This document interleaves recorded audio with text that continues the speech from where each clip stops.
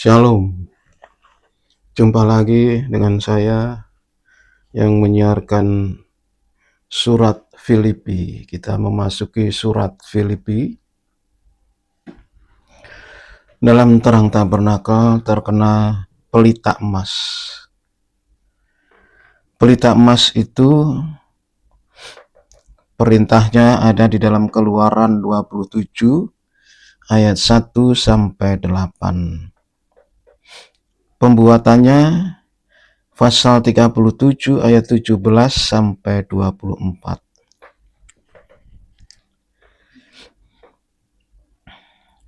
Sedangkan minyak untuk menyalakan pelita itu terbuat dari minyak zaitun tumbuk yang murni. Minyak zaitun tumbuk yang murni. Keluaran 27 ayat 20 sampai 24. Gunanya pelita emas itu untuk menerangi ruangan suci. Jadi ada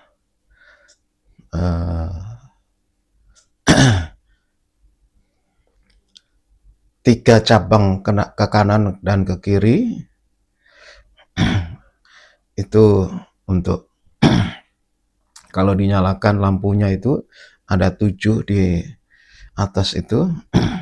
Nah, gunanya supaya ruangan suci itu terang.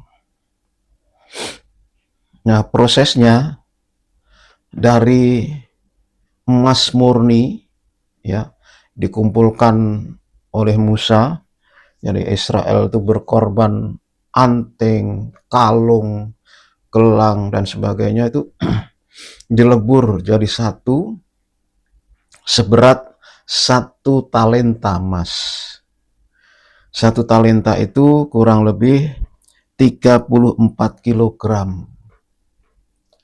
Nah, kalau sekarang emas murni ya di pasaran itu sekitar 2,4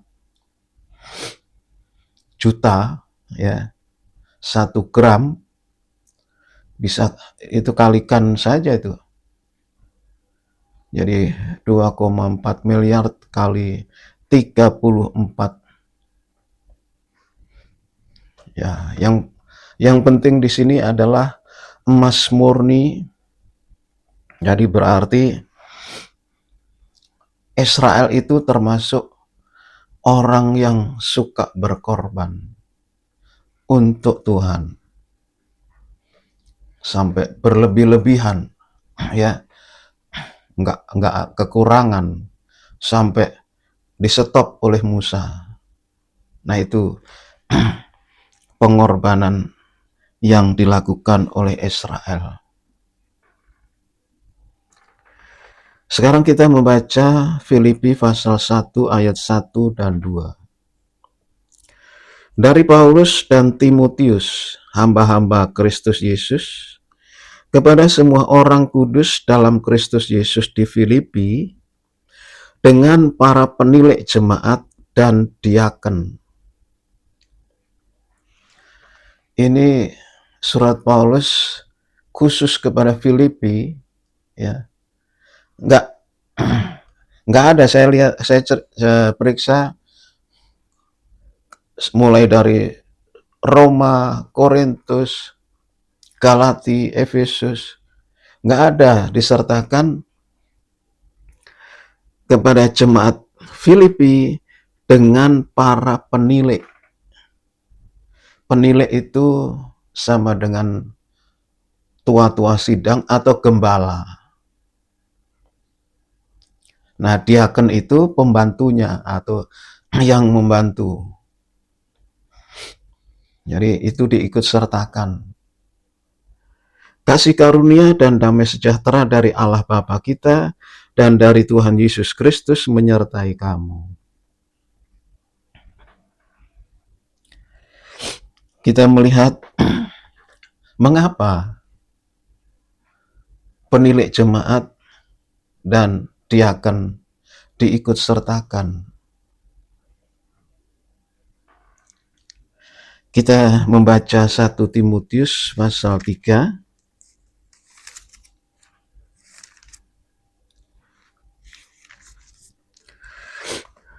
ayat 1 sampai 7 itu syarat-syarat penilai jemaat atau pengawas jemaat atau gembala sidang. Sedangkan ayat 8 sampai 13 itu syarat bagi diaken. Tentu saya tidak membaca semuanya ya, tetapi yang penting adalah ayat 1 dan 2. Benarlah perkataan ini, orang yang menghendaki jabatan penilai jemaat menginginkan pekerjaan yang indah. Jadi gembala sidang itu suatu pekerjaan yang indah. Itu sebabnya sekarang banyak hamba Tuhan yang mau menjadi penggembala. Karena itu penilai jemaat haruslah seorang yang tak bercacat. Jadi syaratnya itu tak bercacat. Nah, tak bercacat ini apakah jasmani atau rohani yang diutamakan? Ya, jadi saudara sendiri nanti yang yang kedua, suami dari satu istri. Jadi punya istri hanya satu. Dapat menahan diri, bijaksana, sopan, suka memberi tumpangan, cakap mengajar orang lain. Bukan peminum, bukan pemarah, melainkan peramah, pendamai, dan seterusnya. Bukan hamba uang juga. Jadi persyaratan ini yang harus kita utamakan. Sebabnya penilai jemaat itu bukan orang yang baru, dia karena punya uang lantas dia punya kemampuan untuk berbicara, wah pandai dia. Bukan begitu. Kalau dia memenuhi syarat, maka itulah gembala sidang yang dikehendaki oleh Tuhan. Nah, sekarang bagi para diaken, demikian juga diaken-diaken haruslah orang terhormat,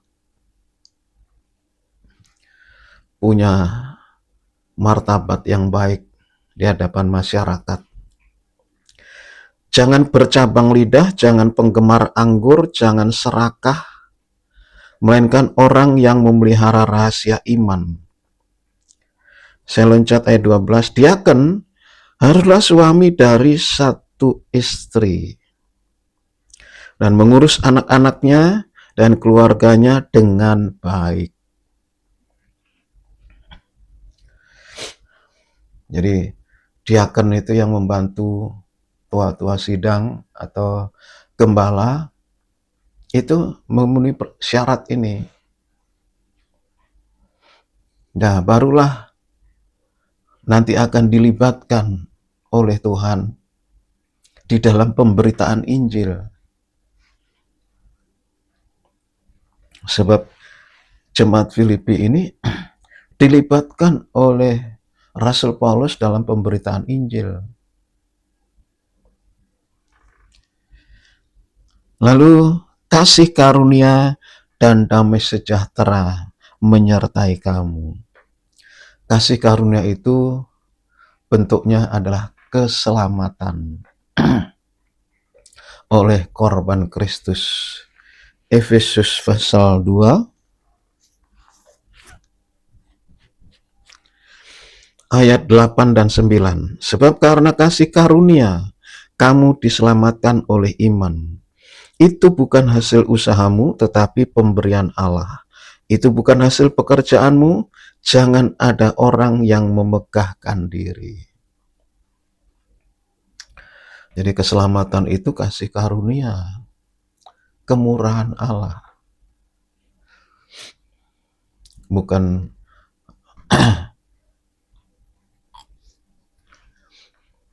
sembarang orang berarti, tidak. Jadi orang-orang tertentu yang dipilih langsung oleh Allah. Jadi kalau saudara merasa dipilih oleh Allah untuk mendapatkan keselamatan, berbahagia. Orang lain sangat mendambakan itu, tetapi tidak tahu jalannya, karena tidak mendapat kasih karunia. Biar mau bagaimana, menurut dia, oh ini pasti keselamatan. Tidak bisa, harus lewat korban Kristus. Itu pemberian Allah. Damai sejahtera, Roma pasal 14,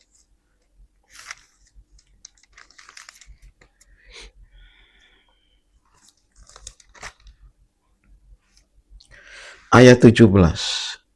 Sebab kerajaan Allah bukanlah soal makanan dan minuman, tetapi soal kebenaran, damai sejahtera, dan sukacita oleh Roh Kudus. Damai sejahtera oleh korban Kristus, kebenaran oleh firman Allah, sukacita oleh Roh Kudus. Itulah kerajaan Allah. Dan terakhir Roma 16 ayat 20. Semoga Allah sumber damai sejahtera segera akan menghancurkan iblis di bawah kakimu. Kasih karunia Yesus Tuhan kita menyertai kamu. Jadi jemaat Filipi bersama pengawas penilai jemaat atau gembala sidang dan diaken itu dilibatkan di dalam pemberitaan Injil asal memenuhi syarat yang sudah ditentukan oleh firman Allah. Sekian firman Tuhan hari ini. Amin.